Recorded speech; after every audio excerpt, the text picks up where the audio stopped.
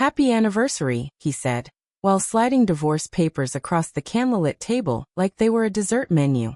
For a moment I didn't move. Didn't blink. Didn't even breathe. The restaurant around us kept humming softly. Crystal glasses clinking, low jazz music floating through the air. Waiters weaving between tables with polished trays.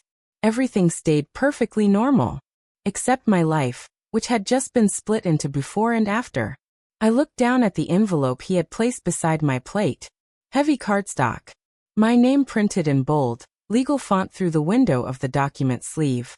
As if I were just a recipient of mail. A formality to be processed. I traced my finger along the edge of the envelope, almost absent-mindedly, like one might trace the lip of a teacup while deep in thought. My husband of 10 years, sat across from me with the calm of a man confirming a dinner reservation. No apology. No explanation. Not even shame. Only a soft exhale followed by, "I think this is what's best for both of us." Both of us. As if he were doing me a favor. As if breaking a decade-long promise was mutual. Like we had discussed it casually over breakfast and simply forgotten to file the paperwork until tonight. I didn't cry. I didn't scream. I didn't storm out. No, I did what no cheating, lying, ungrateful man ever expects a woman to do. I smiled. A small, almost tender smile. The kind a mother gives a child who proudly announces something foolish. And slowly, I folded my napkin, placed it neatly beside my plate and whispered, "Thank you, Daniel." His brows lifted, pleased with himself no doubt. He thought I was accepting my dismissal gracefully. The good little wife. Obedient, composed, quiet. But he had no idea. No idea that 3 days earlier, I had discovered everything. No idea that I had already visited the bank. No idea that I had already printed my own set of papers. And certainly no idea that I had sold his precious Tesla that morning. The one he loved more than me. But that moment, that delicious, quiet moment of power, did not come out of nowhere. No. To understand it, you have to understand where I come from. What kind of woman I was before he mistook my kindness for weakness. My name is Ava Mitchell, and before all this, I used to believe in forever. Not the kind written in Hallmark cards, but the kind my parents had. The kind built through grocery runs and joint tax returns, and falling asleep on the same side of the bed for 25 straight years. I believed in showing up. In choosing love, even when it wasn't convenient. And for a while, I thought Daniel did too. We met when I was 24, working as a financial analyst at a regional bank. He was a charming, loud-smiled project manager from an engineering firm that shared our building. We kept ending up in the same elevator. Same coffee shop. Same parking lot. He was persistent in a way that felt flattering, not overbearing. "Coffee's better when someone else pays," he'd grin, handing me an extra cup before I could object. When he finally asked me out, I said yes before he even finished the question. He made me laugh easily. He noticed little things, like how I hated cherry flavor but loved real cherries, or how I organized my desk pens by ink color, not pen style. We married 2 years later. Small church, cream roses, my father crying harder than I did. For the first several years, life was peaceful, predictable in the soft, comforting way routine can be. We bought a modest 3-bedroom house in the suburbs. I switched careers to work in financial planning, so I could eventually open my own advisory practice. He got promoted. We took Sunday walks, hosted game nights, planned, or rather delayed, having children until the time was right. We weren't perfect, but we were steady, or so I thought. Looking back now, I can see how the cracks formed long before I noticed them. Not in explosive fights or dramatic betrayals. No, in small, dismissive gestures I excused because I didn't want to seem petty. The first time was maybe 3 years ago, when I got promoted to lead associate. A big deal. After months of late nights and weekend certifications, I came home glowing, clutching the congratulatory email like a golden ticket. He barely looked up from his computer game. "That's great, babe," he muttered. "Hey, did you remember to pick up dog food?" I laughed it off. Told myself he was distracted. Everyone slips sometimes, right? Then came the secretive phone habits. The late nights at the office. The new cologne I hadn't bought him. The gym membership he suddenly needed at 6 a.m. every day, even though he'd always claimed cardio was a myth invented by sadists. Was I suspicious? Of course. Did I confront it? No. Because wives like me, loyal, responsible, rational. We don't jump to conclusions. We don't snoop through phones or drive around tracking our husbands. We trust. We assume the best. We believe love protects us from betrayal. I was wrong. But the night of our 10th anniversary, the night he delivered his well-rehearsed execution plan over medium-rare steak and creme brulee, I was no longer that woman. And though he didn't know it, he was not the one in control. He thought he was ending our marriage that evening. But really, he was walking straight into Act 2 of my story. People like to imagine betrayal comes crashing down in one dramatic moment. Lipstick on a collar, a text message left open, a drunken confession whispered in sleep. But in real life, betrayal trickles. It seeps in through small cracks you pretend not to see. For me, it began with a receipt. A stupid, flimsy, thermal-printed receipt from La Fontaine Hotel. An upscale boutique place downtown with those velvet curtains and monogrammed robes. The kind of place people go when they want privacy. I found it while doing laundry, of all things. Daniel had tossed his jeans into the hamper, without checking the pockets. Rookie mistake. At first glance, I thought it was from some work lunch. But there were details. Room service 2 entrees. Champagne Moët and Chandon. Rose petal turn-down service. My hands went cold. I stood there, alone in our laundry room, surrounded by dryer lint and detergent bottles, staring at that receipt like it was a foreign object. My brain wouldn't let the conclusion in. Not fully. I rationalized. Maybe it was for a colleague. Maybe he booked it as a surprise for me. Maybe. But deep down, the truth had already latched onto my ribs. I folded the receipt carefully, too carefully, and slid it into my pocket. I didn't bring it up to him that night. Or the next. Instead, I watched. I studied him the way a forensic analyst studies footage. Not for what's shown but what's missing. Like the way he started showering before coming to bed, when he used to do it in the mornings. Or how he kept his phone face down, even when charging. Or how he suddenly had a constant buzz of energy, like a teenager hiding fireworks under his coat. One evening, while he was brushing his teeth, I casually leaned against the doorframe and asked, "Hey, how was work today?" He spat into the sink, wiped his mouth, shrugged. Usual. Meetings. Boring. Any lunch out? Nope. Why? Just asking. He didn't look at me when he said it. That was the moment I realized something. Liars avoid eye contact not because they're guilty, but because they're trying to monitor themselves. They're focused inward, measuring every word, making sure the story stays straight. And Daniel? Oh, he was carefully calibrated. Still, I held my tongue. Because I needed more than suspicion. I needed certainty. And certainty always comes, if you wait long enough. The second clue arrived 2 weeks later, wrapped in giggles. I was at the grocery store picking up our usual staples when I heard it, his laugh. Daniel had this very specific laugh, half snort, half chuckle, that only came out when he wanted someone to like him. His performative laugh. I turned.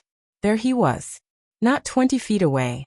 Leaning against the self-checkout kiosk with a woman pressed close. Blonde, glossy, wearing gym leggings and false lashes thick enough to wipe windshields. They weren't kissing. They weren't even touching. But proximity can be an intimacy all its own. She laughed at something he said and placed her hand on his chest. Not lightly, not casually, like she already had a claim there. I froze behind a display of canned tomatoes. My heart pounded. My breath slowed until my body forgot it needed it. He didn't see me. She didn't see me. I had 2 options. I could storm over there, slam the basket down, demand answers in aisle 7. Or I could walk away. I chose the latter. Not because I was weak, but because I was done playing checkers when I could play chess. That night, while he showered, I sat at our dining table with my laptop and opened our shared bank account. He had been withdrawing cash more often than usual. Small amounts. $60 here. $120 there. Frequent, inconsistent.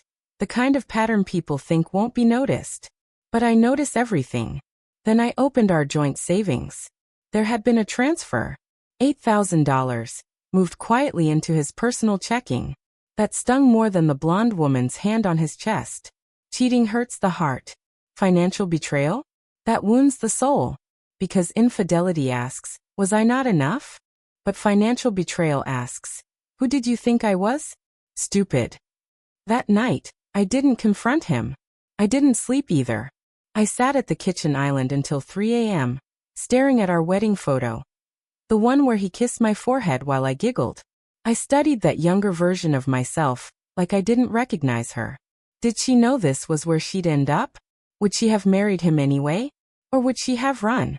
The next morning, I packed his lunch like usual, kissed his cheek, wished him a good day. He smiled, oblivious. And that was when something shifted in me. A quiet, powerful, unshakable resolve. If he wanted to play dirty, he was about to meet a woman who knew how to clean house. Revenge doesn't begin with rage. It begins with clarity. And that morning, as I watched Daniel drive off in his beloved silver Tesla, the one he polished more often than he touched me, I whispered to myself, if he wants to underestimate me, let him. I had spent 10 years managing our finances, filing our taxes, counseling him on how to improve his credit score when he could barely spell amortization. He may have had the salary, but I had the control. And suddenly, control didn't feel like a chore, it felt like leverage. It was time to confirm what I already knew in my bones. So I did the one thing I had always sworn I wouldn't do. I opened his laptop. Not for long, just 5 minutes while it was still unlocked from his late-night Reddit browsing. No password breaches. No hacking. Just Command+F on his iMessages for the one word I knew would be there. Babe. There she was. Emily. Heart emoji after her name. My stomach twisted. Not because of the nickname. I had long lost use of babe myself, but because of how effortlessly they spoke. Like they'd rehearsed this dance for months. Daniel. You still thinking about Saturday? Winking face. Emily. Still sore. Daniel. Good. I like it when you feel me the next day.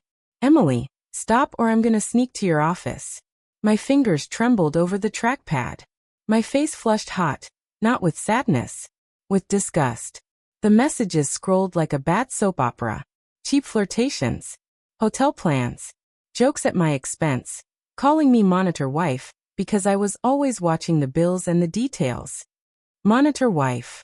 Funny. They thought I was watching. But I was waiting. Still I needed proof. Concrete, indisputable proof in case this went to court. So I forwarded the messages to myself, then deleted the forwarding log. Years of compliance audits had taught me exactly how to leave no trace. Then I went one step further. I installed a silent email auto-forward on his account for any message containing words like love, hotel, or meet. It wasn't illegal, not in a shared home, not on a shared device. But it felt illicit. Not in a shameful way, in a strategic one. Let him cheat. Let him lie. Let him incriminate himself. I'd collect every breadcrumb. But I wasn't done. 2 days later, I followed him. Not dramatically. No disguises. No hiding behind bushes. Just presence. He said he was going to a late client dinner.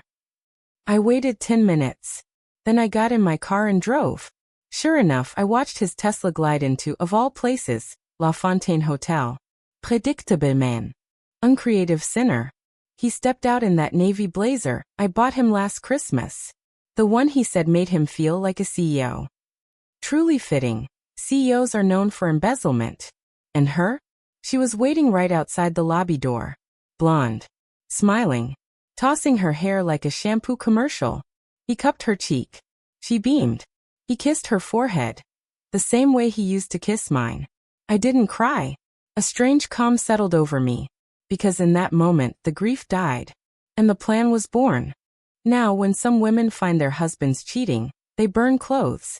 Slash tires. Throw hands. Post screenshots to Facebook with long paragraphs starting with, to the woman who thought she could steal my man. Not me. I don't sabotage. I strategize. I waited until morning. He came home past midnight, smelling faintly of perfume that cost more than my wedding dress. I pretended to be asleep. He crawled into bed without touching me. The next day, While he was at work, I visited our credit union. I smiled sweetly, passed my ID, and asked politely to transfer 80% of the balance into a new account under my name only. As a joint account holder, I had full authorization. No questions asked. Then I went to our brokerage account. We had a modest investment portfolio. Index funds, nothing flashy. I sold half, citing rebalancing for retirement allocation. Again, well within my rights. Then came the Tesla. The Tesla. He had insisted on financing it jointly to get a better interest rate. The registration? In both our names. Which meant legally. I could sell it. And I did. Cash buyer. Fast transfer. Title signed. $47,000 wired straight into my new account. By the time I was done, Daniel still had his salary. But I had everything else. And that brings us back to the restaurant, the candles, the jazz, the envelope. He slid his weapon across the table and didn't realize I was already fully armed. Thank you, Daniel. That's what I said when he slid those divorce papers toward me across the white linen tablecloth. How could you? Why are you doing this? Is it because of her? Just thank you. He blinked twice, thrown off. I know this is sudden, he began, adopting that faux soothing tone people use before they euthanize a dog. But I think we've both felt the distance growing.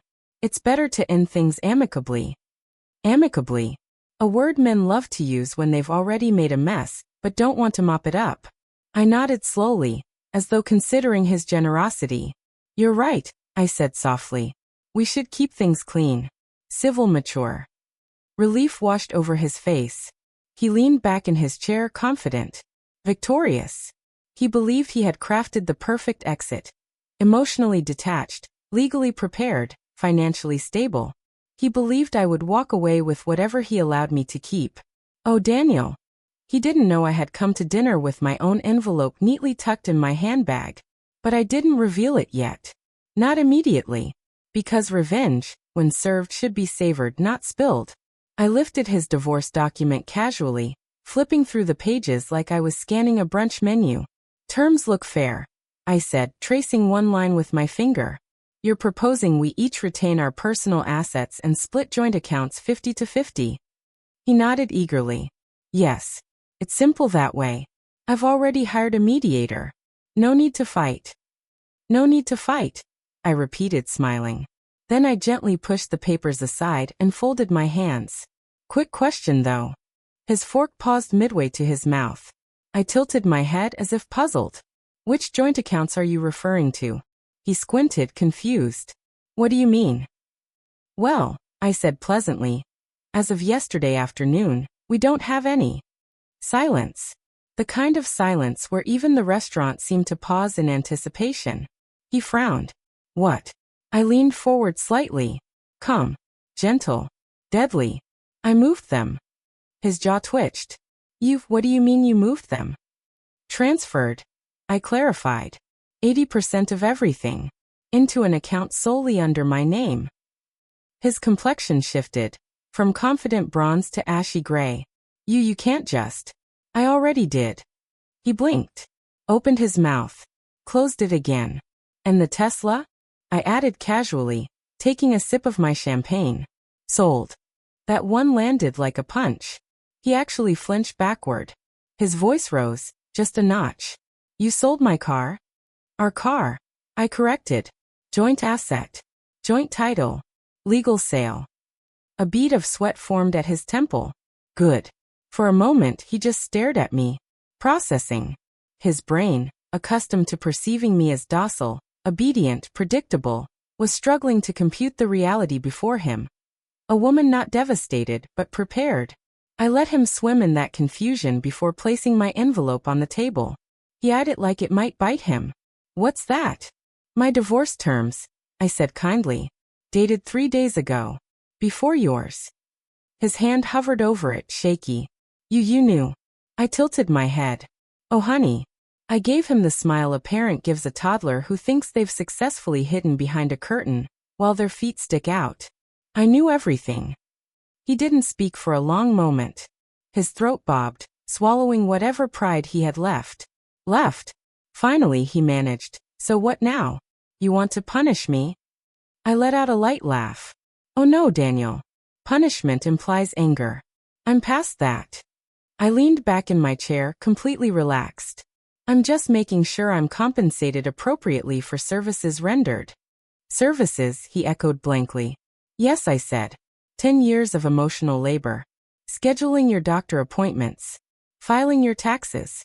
Reminding you of your own mother's birthday twice. Acting as your personal therapist while you pursued your... I flicked my hand dismissively. Extracurriculars. He swallowed.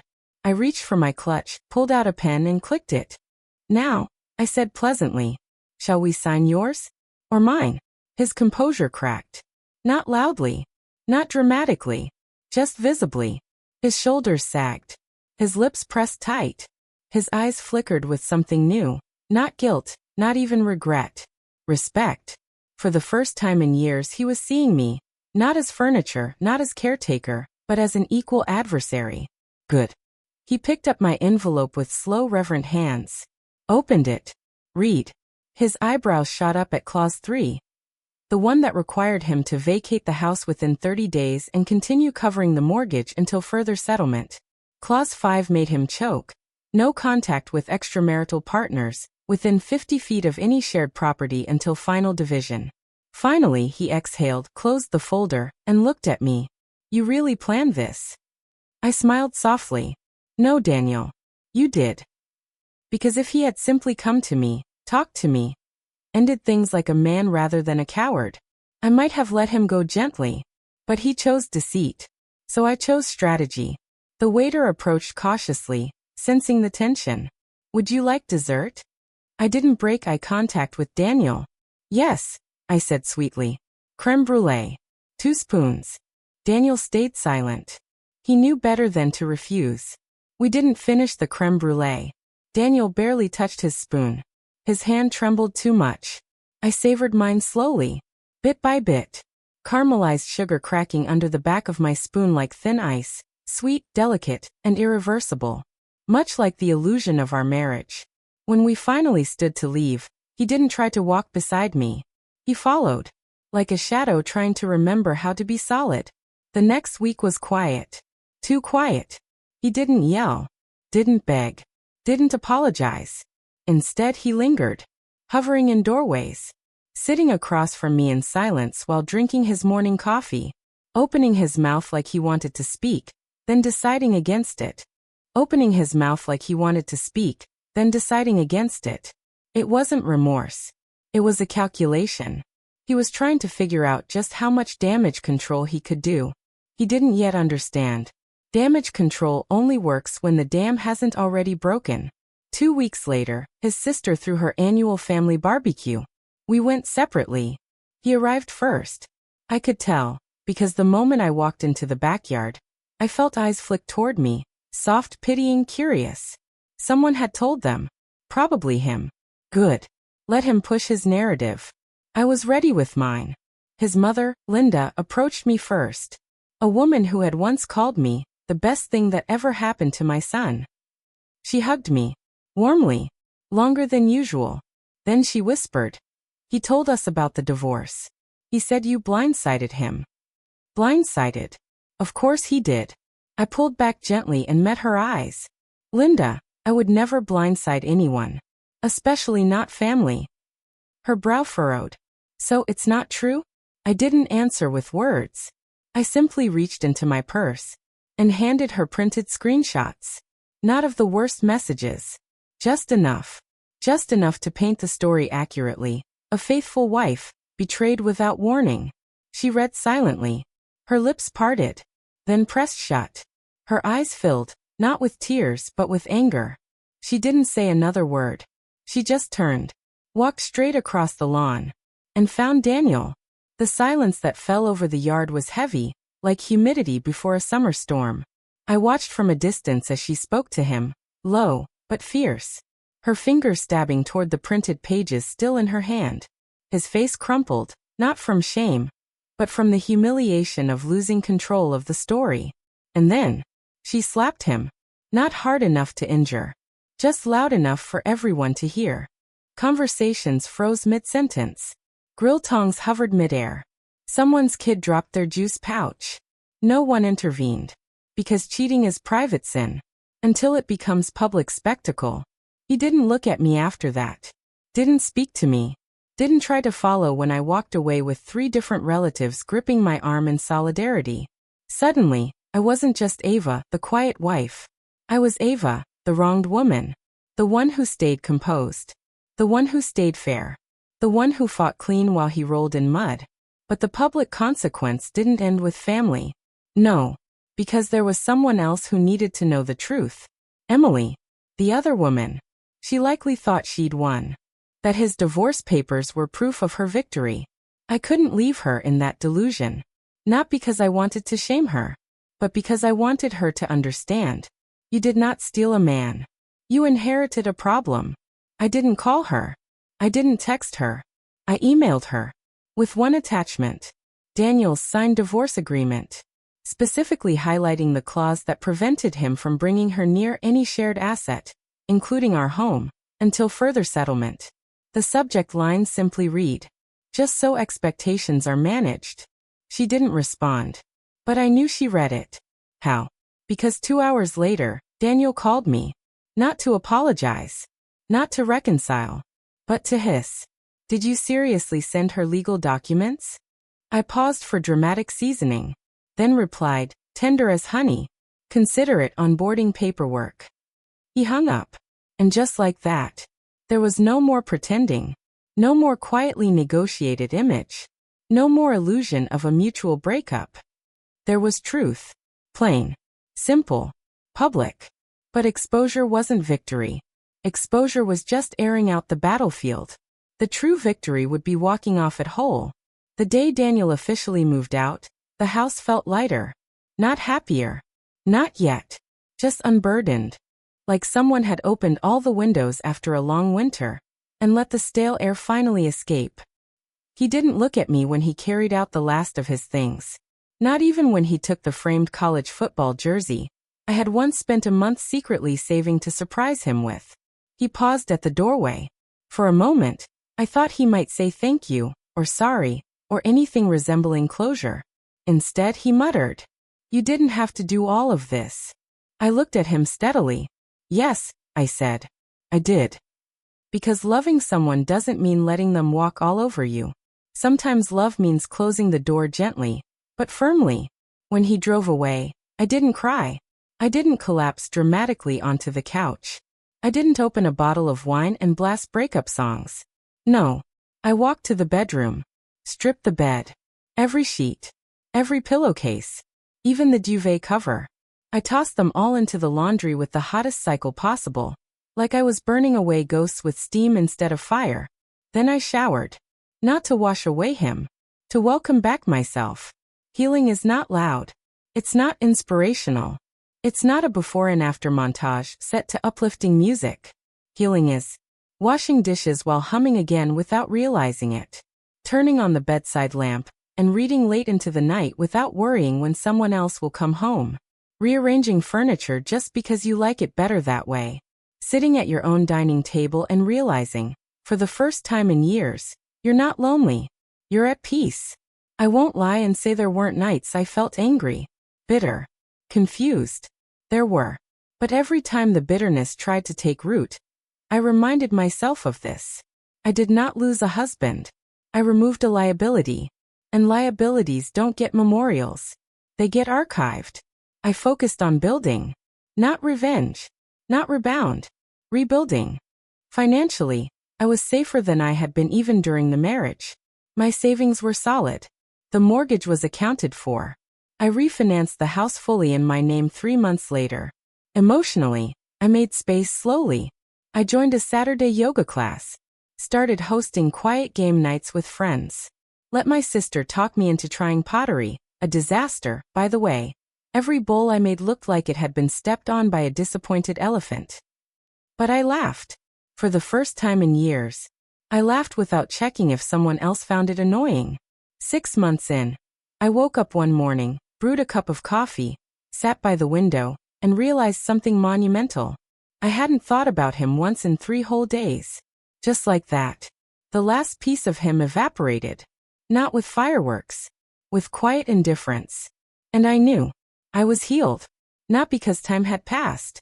But because I had chosen myself, again and again. Until the choosing became natural.